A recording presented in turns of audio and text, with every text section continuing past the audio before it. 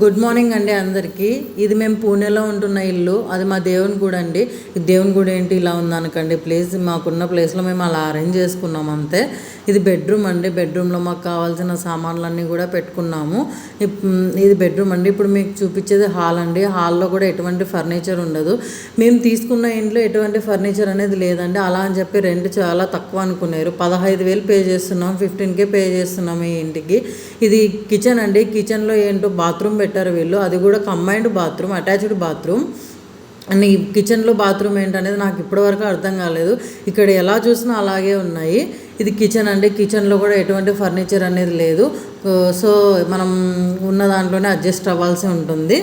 మీకు పూణేలో ఉన్న యూనివర్సిటీస్ గురించి కానీ, ఎడ్యుకేషన్ గురించి కానీ, పూణేలో మీకు ఏదైనా పూణే గురించి ఏదైనా ఇన్ఫర్మేషన్ కావాలనుకుంటే కూడా నాకు కామెంట్లో కామెంట్ చేయండి. నేను మీకు అంత ఇన్ఫర్మేషన్ అనేది ప్రొవైడ్ చేస్తాను.